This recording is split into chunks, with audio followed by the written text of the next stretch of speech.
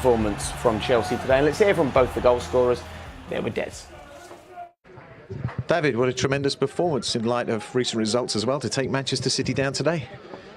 I think it was a great game. Also, you have to be honest. You are playing against the best team, I think, in Europe or in the world in the moment. They are together more than 3 years. They play really well. They have a great players. So we accept to suffer when you have to suffer. I think we had a lot of humility, and then we tried to take our chance to score. So I think we did well, our plan, and it was a great game. Do you agree, N'Golo? I can hear the celebrations happening behind us outside the dressing room. Yeah, we agree. We know Manchester City is a very good team. I think we have some difficult moments during the game, but we were able to suffer together, to make the effort together, and after we be rewarded with 2 goals, and we are happy for the win.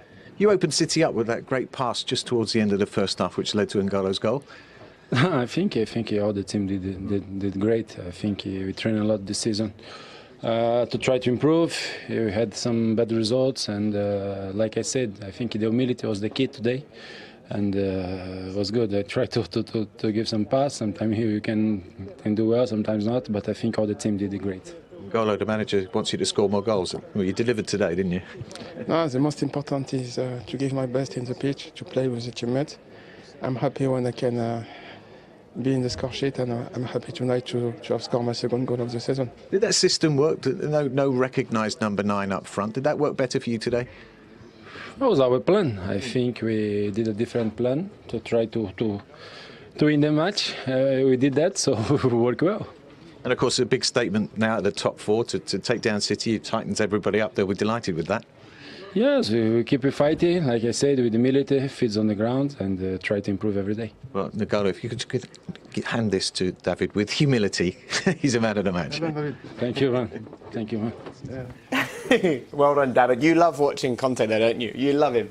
Yeah, I mean, it's the humility that he's just reserved. He doesn't want to be. He probably hated actually being in that interview there. He wants to be in a change room, just sitting in the corner, relaxing, get on his phone, talking to his family. So, but a great performance from Chelsea, individually and collectively. I'm sorry. About what? We get you on here to talk about your former club. They're flying, and suddenly the first defeat of the season. I feel like I've jinxed it now. Come back, Goliath. We're rushing to get to the Leicester-Tottenham games. Let's quickly go through the goals from this one. There was question marks over whether it should have been a corner, but you saying, who cares if it's a corner or not? When a corner's given, you have to deal with it. Exactly, yeah. And I think they let themselves down from the corner because, you can and ah say whether it's corner or not, but they had plenty of time to get in position and get ready for it.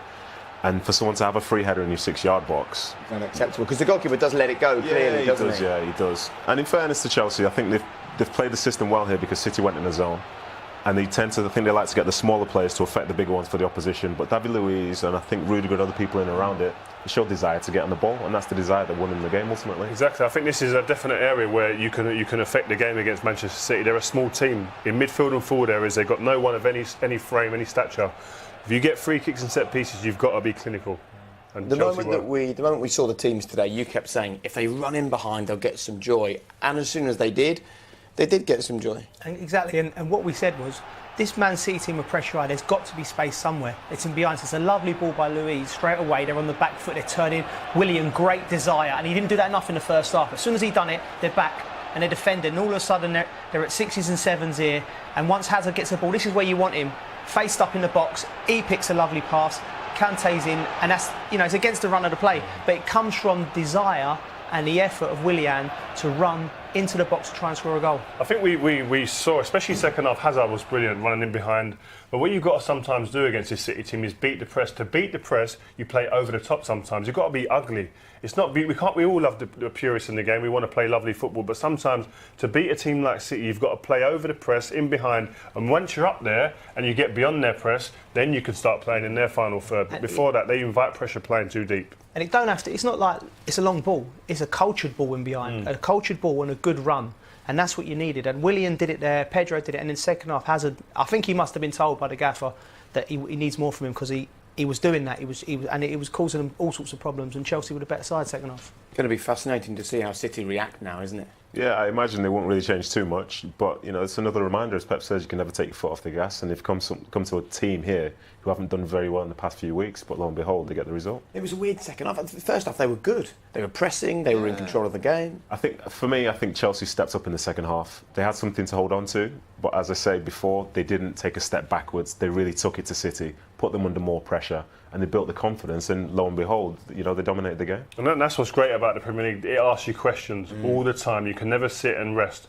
And that's what it's done today with City. People now know the league's opened up again, and now the pressure gets put on Liverpool. They're the only team with the 0 in the losing box, in the losing category. Can they go unbeaten? That's an added pressure. Can they deal with that? So Man City, yes, I still think they're the best team, but today Chelsea had them.